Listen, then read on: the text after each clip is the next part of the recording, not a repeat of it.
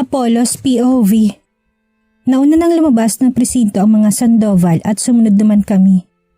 Tahimik kaming lahat, walang dapat pag-awayan dahil wala namang naging problema noong masira ang pagkakaibigan ni Lolo at ng lolo ni Cleo. Naging tahimik naman ang pamilya namin hanggang sa may mamatay sa eleksyon. Doon na nagsimula ang alitan sa mga pamilya namin dahil sa pagbibintang. Magkakatabi pa ang mga sasakyan namin sa labas ng presinto. Tiningnan ni Daddy ang ama ni Cleo at tumangulang naman ang ama ni Cleo kay Daddy.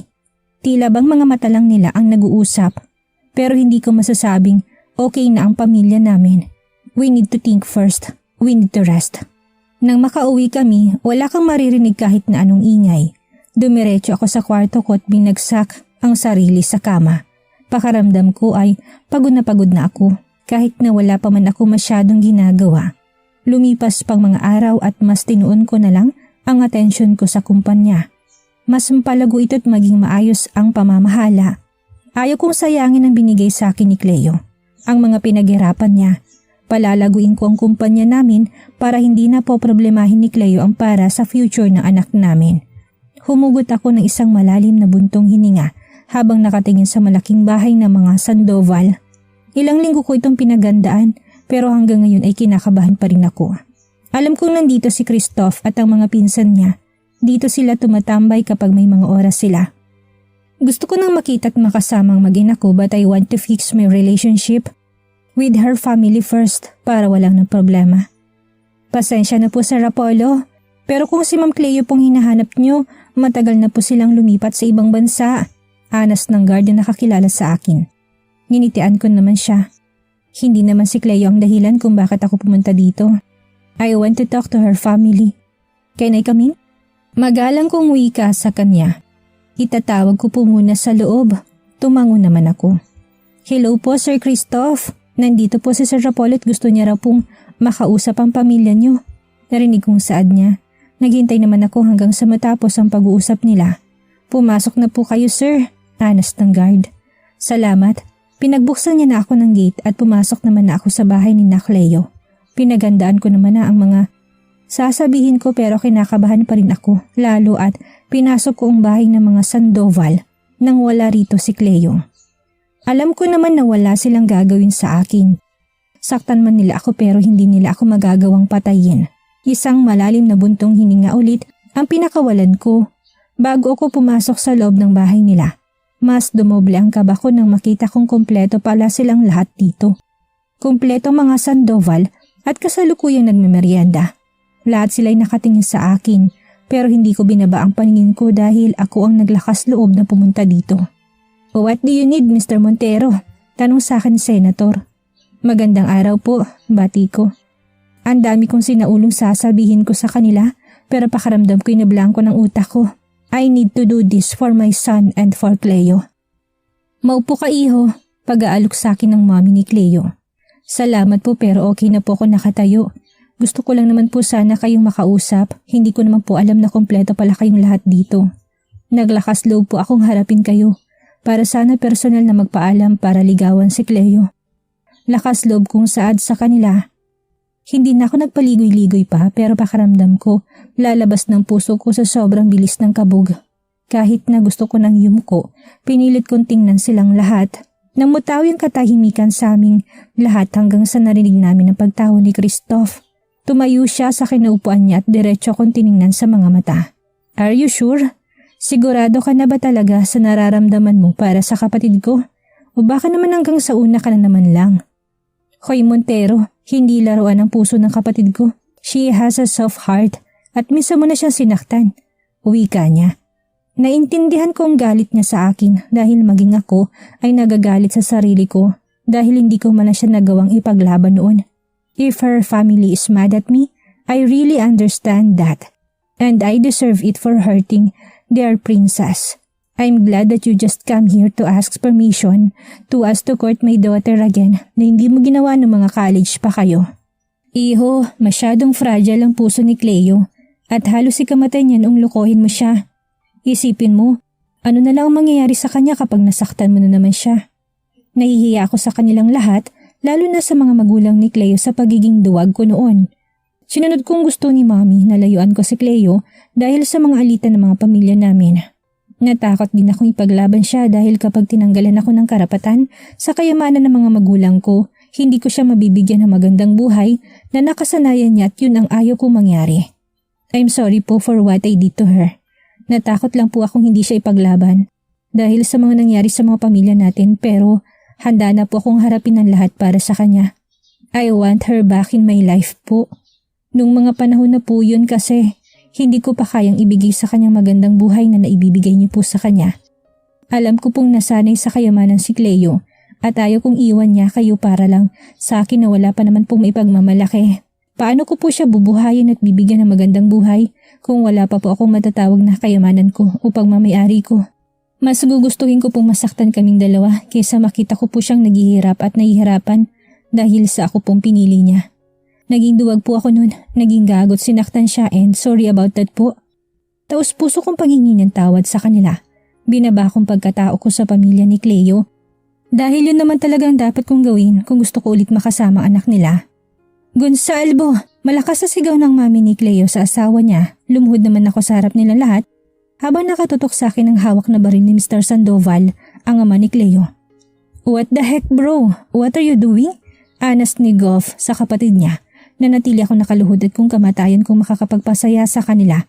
At para mapatawad nila ako, malugod ko yung tatanggapin at hindi ko pagsisisihan na nagpunta ako dito. Don't do that. Wika na rin ni Christoph. Hindi ko masisisi ang galit na isang ama sa lalaking nakasakit sa damdamin ng kanyang anak.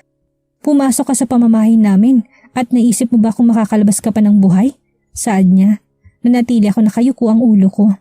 If you want to kill me sir, to forgive me, I will accept that. Ramdam kong paglapit ng mga hakbang niya sa akin hanggang sa makarating siya sa harapan ko.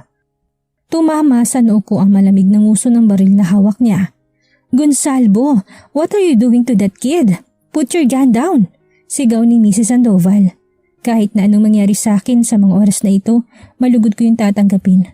Mamamatay akong ipaglaban kong anak nila. Na ipinaglaban kong pagmamahal ko para kay Cleo at para sa anak namin. Maya-maya ay nawala na sa noo ko ang malamig na nguso ng baril. Inangat kong paningin ko nang lumuhod si Mr. Sandoval gamit ang isang tuhod niya. Hindi ko alam kung galit ba siya sa akin o hindi.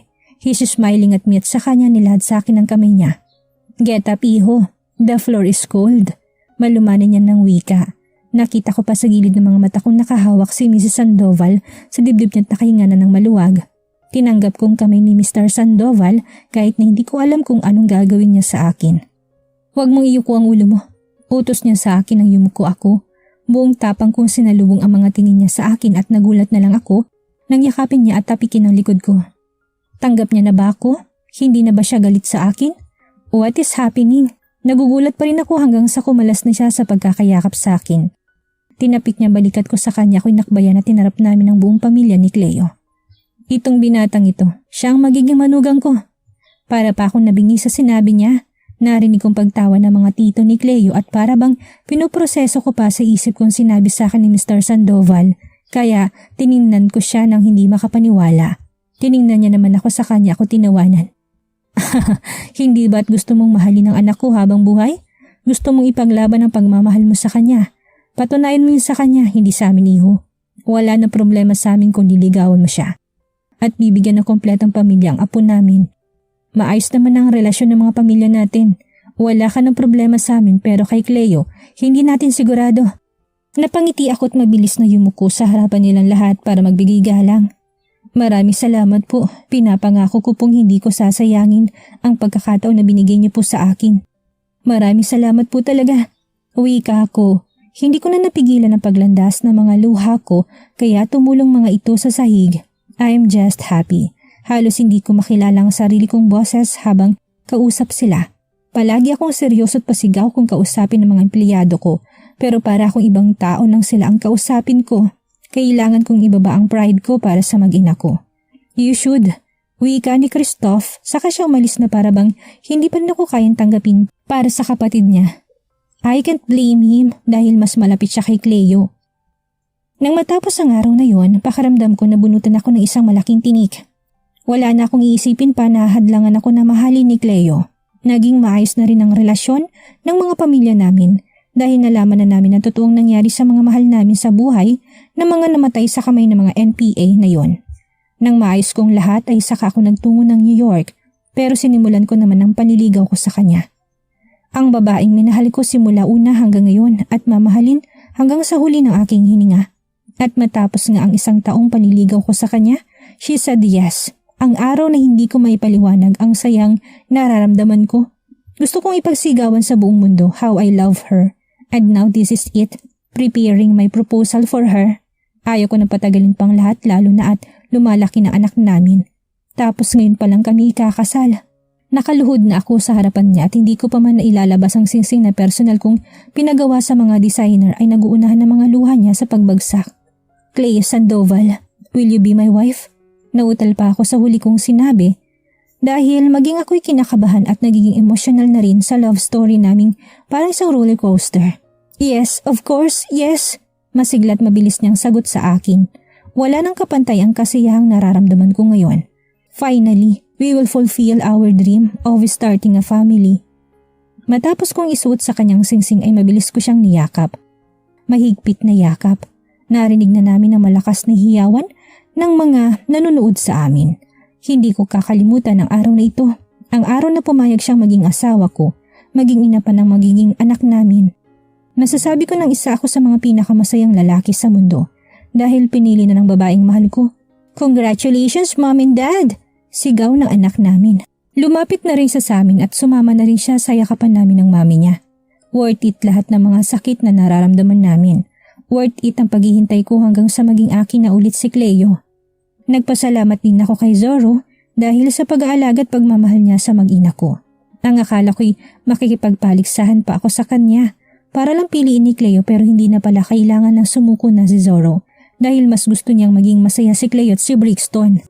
Araw-araw na ako nakangitit para bang hindi ako napapagod sa kakangiti ko sa tuwing kasama kong mag-ina ko. Hindi ko rin namamalayan ng pagdaan ng mga araw. Parang kailan lang noong inalok ko siya ng kasal tapos ngayon pinaghahandaan na namin ang kasal naming dalawa. Tama nga sila. Napakabilis lumipas ng araw kapag masaya ka. Kapag hindi mo iniisip ang oras at kapag hinihiling mong sana bumagal ang pag-ikot ng mundo. Kapag kasama mo ang taong mahal mo. Isang malalim na buntong hiningang pinakawalan ko nang hawiin ng kurtina kung saan naghihintay si Cleo. Hindi ko mapigilan ang paglandas ng mga luha ko nang makita ko kung gaano siya kaganda in her white wedding dress. Napatingin ako kay Christoph nang sikuhin niya ako. Siguraduhin mong hindi mo na yan sasaktan dahil papatayin talaga kita. Pagbabantaan niya sa akin, nginitian ko naman siya. Hindi mo na kailangang mag-alala dahil kung gaano mo siya kamahal, kung gaano mo siya inaalagaan, hihigitan ko yun. Mahal na mahal ko ang kapatid mo, Christoph. At hindi ako magtsatsagang hintayin siya kung sasaktan ko rin naman sa huli. Siya lang ang babaeng mamahalin ko habang buhay. Anas ko sa kanya. Tumango naman siya at nakipag-fist bump pa siya. Nang muli ko siyang tiningnan, mula sa likod ng belo niya nakikita kong paglandas ng mga luha niya. Pareho kaming hindi makapaniwalang makakarating kami sa altar. Ang akala ko talaga hanggang doon na lang ang pag-ibig naming dalawa pero simula lang pala yun ang laban namin. Sinalubong ko na sila ng daddy niya at nagmano pa ako bilang pagbigay galang sa kanya. Magtitiwala ako sa Montero pero oras na malaman kong sinasaktan mo siya kahit nandulo ng mga kuko niya, babawiin ko siya sa'yo. Anas sa akin ng daddy niya. I will never hurt her again po. I promise. Ibinigay na sa akin ni Sir Gonsalvo ang kamay ng anak niya at nagsimula na rin ang seremonya hanggang sa opisyal na kaming mag-asawa. Congratulations Mr. and Mrs. Montero! Bati sa amin ng mga bisita namin. Sunod-sunod ang pagbagsak ng mga petals ng bulaklak habang palabas kami ng hardin na naging place ng kasal namin. Naging masaya ang araw na ito dahil maging ang panahon ay nakisama. Araw na opisyal na naging akin na si Clea Sandoval Montero. Napakasarap pakinggan na daladala niya ang apelyido ko. Pinabago na rin namin ang apelyido ng anak namin. Ngayon naman ay nagmamadali akong umakyat ng kwarto namin nang marinig kong malakas na tawag niya. Hinihingal pa ako na makarating ako sa kwarto. What do you need, love? Hinihingal kong tanong sa kanya. Nanilisip na naman ang mga mata niya nakatingin sa akin. Tinginan kong paligid niya dahil baka may maaabot na naman siya at iba to sa akin. Gusto ko ng manggang kalabaw, wika niya. Ganito ba talaga mga buntis? Kung sa bagay, sinabihan naman ako ng doktor niya na kailangan kong habaan ang pasensya ko dahil sa kalagayan niya. Sige, maghahanap ako. Saad ko saka mabilis na bumaba at naghanap ng manggang kalabaw sa palengke. Nahirapan pa akong maghanap dahil hindi pa niya panahon. Mabuti na lamang at nakahanap ako kahit papano. Bumalik din ako kaagad sa bahay. Inihanda ko ng gustong-gusto niyang sauce ng mangga niya. Ginisang balaw na naliligo sa napakaraming sili. Amoy pa lang niya talagang maiiyak ka na sa anghang. Ito na pong manggang kalabaw para sa aking mahal na asawa. Masaya ko pang binabayon sa harapan niya pero hindi niya yung ginalaw kaya tiningnan ko siya. Nakanguso pa siya na nakatingin sa akin na para bang may ginawa na naman ako sa kanya. Hindi mo ba gusto? Nagbago bang isip mo? Sabihin mo lang sa akin kung may iba ka ng gustong kainin at bibilin natin. Saad ko sa kanya pero umiling naman siya kaya hinila kong isang upuan para makaharap lang kaming dalawa. Gusto kong ikaw ang kakain dito sa harap ko. Dapat maubos mo yan silang lahat. Namutla ng buong mukha ko dahil sa sinabi niya. Tinignan kong binalatan kong manggat napakarami nun lalo ng ginisang balaw na gustong gusto niya. Mas marami pa ang sili kaysa sa balaw. Ang sabi nila, hindi dapat tinatanggihan ng buntis kaya wala akong nagawa kung hindi ang kainin ng binili kong mangga. Ayaw ko makitang kumikindat ka. Aniya pa na mas lalo nagpahirap sa buhay ko. Paano ko hindi kikindat? Napakaasim ng mangga. Habang kumakain ako ay nakaharap siya sa akin. Talagang binabantayan niya ako at pinaubos niya sa akin lahat ng mangga, maging ang balaw. Matapos kong kumain ay dumiretso ako sa CR pero hirap na akong maglabas ng sama ng loob. Masakit pang ngipin ko dahil nangingilo na sa dami ng manggang kinain ko. Naka-aircon din ang buong bahay pero pinagpapawisan ako. Yung dila ko parang piniprito sa sobrang init. Hey, what happened to you? Tiningnan ko si Christoph na nakararating lang at may daladalang mangga. Nakikita ko pa lang yung mangga pero nahihilo na ako. Umiiyak ka ba? Tanong pa niya pero dumiretso na ako sa kusina nang dumuwal ako dahil sa mangga. Sumunod naman sa akin si Christoph na nagtataka sa kalagayan ko. Ayos ka lang, ano nangyayari sa'yo? Aniya pa. Pwede bang ilayo mo na sa kanya manggang yan? Wika ko sa kanya at hindi siya tinitingnan. Hindi ko naman to dinala para sa'yo, para kay Cleo to dahil nag-text siya sa akin. Hindi mo siya binibila ng mga gusto niya? Hindi ko na siya sinagot nang muli akong maduwal pero wala namang lumalabas. Iniwan ko na si Christoph sa kusina na nagbabalat ng mangga. Hindi ko na makayang tingnan ng mangga. Sinusumpa ako na talagang mangga. Nanatili na lang ako sa sofa dahil tinatawag lang naman ako ng asawa ko kapag may gusto siya. Ilang minuto lang ay lumabas na rin sa kusina si Christoph. Dala-dala ang napakarami ding mangga at ginisang balaw. Nangangasim na lang ako't nasusuka kapag nakakita kong dala-dala niya. Hinayaan ko siyang pumasok ng kwarto namin dahil nandun si Cleo. Dalawa lang naman kami rito ni Cleo maliban sa mga katulong dahil nasa school si Brixton. Nagstay naman na kami dito sa New York at dahil nagkaroon ng branch ang kumpanya namin dito na ako nag-opisina pero sa ngayon kailangan kong bantayan ng asawa ko kaya work from home na muna ako. Ako naman ang boss. Lumipas ang kalahating oras ay napalingon ako kay Christoph na namumula ng muka at nagmamadaling pumunta ng kusina. Anong nangyari doon? Sinundan ko siya dahil baka mamaya may mangyari pa sa kanya. Naabutan ko siyang ngumunguya ng ice cube. Anong nangyari sa'yo? Tanong ko sa kanya pero hindi naman niya ako nasagot dahil ngumunguya pa rin siya ng yelo. Bigla na lang akong natawa dahil parang may idea na ako kung anong nangyari sa kanya. Hindi niya nadala-dala ang mga dinala niya kanina sa kwarto ni Cleo. Pinakain rin ba na kapatid mo ng mangga na may sos na naligo sa sili? Nangaasar kong sad sa kanya. Sinama niya naman ako ng tingin. Kaya ka ba namumula kanina? Bakit hindi mo ko sinabihan? Kaya pala nasusuka ka nang makita mo yung dala-dala kong mangga? I think saka na ako bibisita dito pagkatapos ng mga anak ng asawa mo. Aniya sa akin na ikinatawa ko. Napapailing pa ako dahil hanggang ngayon ay naglalaway pa siya at namumula. Ganyan din ang sitwasyon ko kanina. Halos hindi mo alam ang gagawin mo sa sobrang anghang ng kinain mo. Ready your ass later. Natatawa kong wika dahil panigurado kong hirap nang tumae. Mainit pa sa puwet. Shit, aalis na ako. Ikaw nang bahala dito at kung ano man ang hingin niyang pagkain, ibigay mo kaagad para hindi niya na ako tinatawag. Nainis pa rin niyang wika. Nagkibit-balikat lang naman ako. Nakita mo naman kanina kung anong itsura ko. Binilhan ko rin siya ng mangga pero sa kanya pinakain. Hindi ko nga alam na tinawagan ka pala niya. Sagot ko sa kanya. Ngumunguya pa rin siya ng yelo at tumalis na rin. Natatawa na lang din ako pero kapag naisip ko hindi lang itong ipapagawa niya, nasusuka na ako. Ganito ba talaga ka-weird ang mga buntis? Kung sa bagay, hindi ko naman siya nasaksihan sa una niyang pagbubuntis kaya hindi ko alam. Dumaan pang mga araw sa aming dalawa bilang mag-asawa, Hindi ko alam kung matatawa na lang ba ako o maaawa sa mga pinsan ng asawa ko. Hindi niya pinapapunta na sabay-sabay dito sa bahay ang mga pinsan niya. Gusto niyang pupuntang mga ito kapag nag-message na siya sa kanila. Tawang-tawa pa ako noong birthday ni William. Tuwang-tuwa siya na makatanggap siya ng isang malaking cake mula kay Cleo, pero pagtanggal ng cover nito, lahat ng mga bisita nagtawanan dahil ang cake na ipinagawa ni Cleo para sa kanya ay hugis tae at ganun din ng kulay.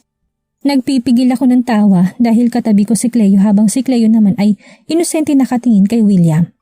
"Do you like it, kuya?" Tanong pa niya sa harap ng mga bisita ni William. Pilit naman ang ngiti ni William pero hindi siya pwedeng magreklamo kung ayaw niya isang taon niyang hindi makausap ang pinsan niya. "Of course, I like it. Thank you for this." "I love you," napipilitan niyang wika. Ngumiti naman sa kanya si Cleo dahil ang gusto ni Cleo lahat ng binibigay niya nagugustuhan nila. Mabuti na lang kahit papano hindi pa nauulit ang nangyari sa mangga. Hindi ako sigurado kung hindi na ba yun mauulit. Lahat sila gustong taguan ng asawa ko, pero kahit na magtago sila at patayin ang mga cellphone nila, nahahanap pa rin sila ni Cleo.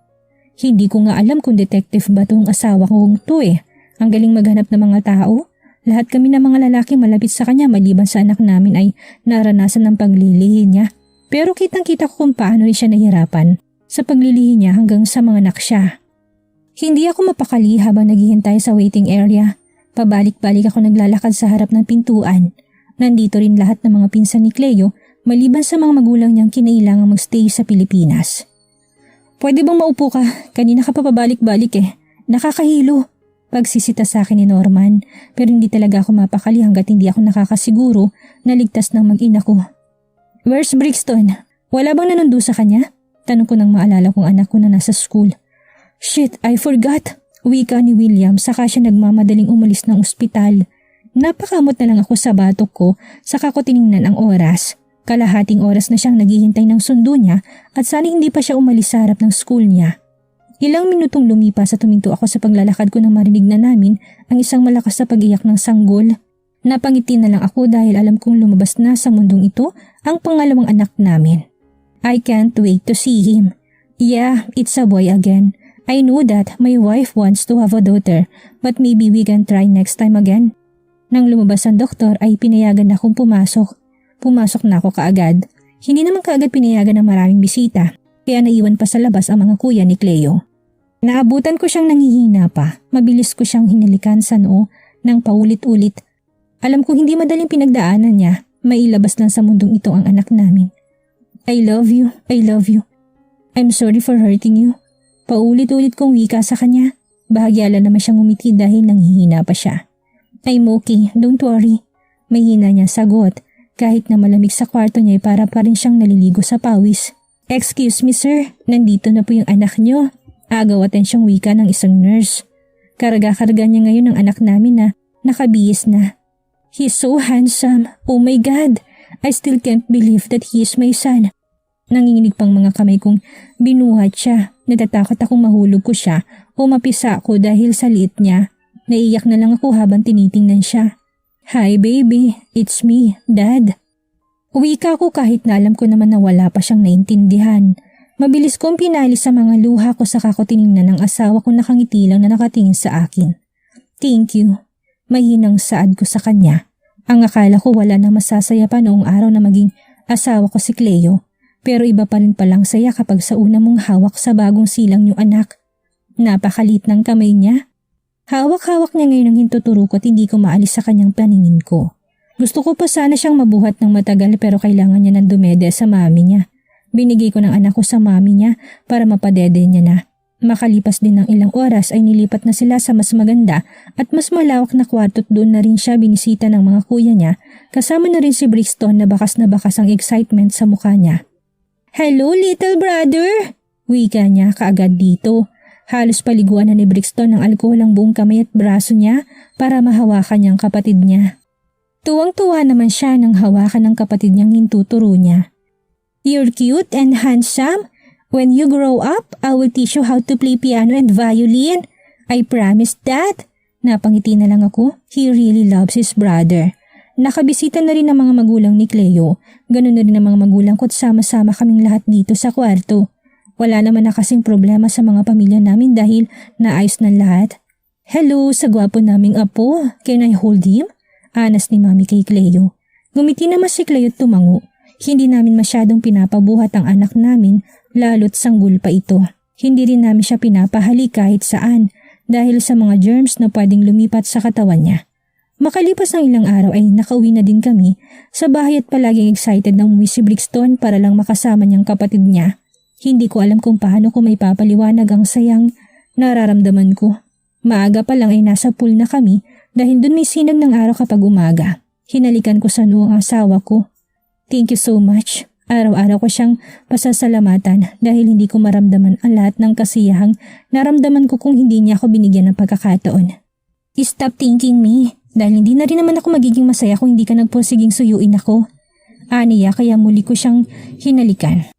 Pero sa labi na, naghiwalay na lang kami nang marinig na namin ang tawag ni Brixton. We're here baby, sagot ko sa kanya. Una niyang nilapitan na yung kapatid niyang pinapainit namin. Nagsama-sama kaming apat dito sa pool habang dinadamang unang sikat ng araw. Ginulo kong buhok ng panganay ko saka ko hinalikan ang dulo nito. Hindi madaling magkaroon ng pamilya pero sulit naman ang lahat ng pagod at paghihirap mo kapag sila ang kasama. Sila ang dahilan ng pangiti mo bawat araw. Sila ang dahilan kung bakit pinipili mong lumaban sa mundong ito. Pinagmasdan namin ang magandang panahon ngayon. Hindi ko ma-imagine kung anong buhay meron ako ngayon kung hindi ko sila kasama. Siguro tatanda na lang ako ng mag-isa. I love you, bulong ko sa asawa ko. I love you too, sagot niya. Marami man kaming pinagdaanan, pinili pa rin naming lumaban. Hindi ko na rin siguro pagsisisihan ang 6 na taon na nasayang sa aming dalawa dahil ang mga panahon na yon ang nagturo sa amin ng leksyon. Yun ang naging dahilan kung bakit mas naging malakas pa kami. Minsan man akong naging duwag pero hindi ko na yun uulitin.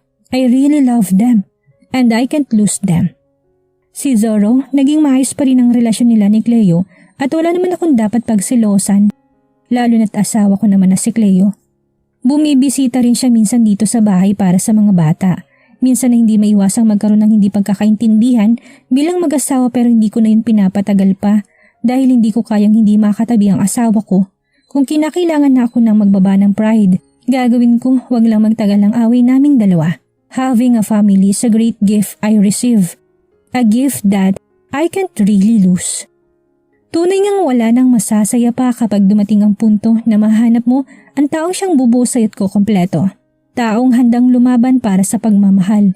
Marami mang pagsubok ang dumaan sa pagsasama ni Cleo at Apollo. Mga maling paratang ng bawat pamilya na naging daan para magkaroon ng lamat at hidwaan. Sa huli, nanaig pa rin ang katotohanan na nagdala sa kanila sa walang hanggang kaligayahan. Dito na po nagtatapos ang ating kwento. Maraming salamat po sa lahat ng sumuporta at sumubaybay. Muli magkita-kita po tayo sa susunod nating istorya.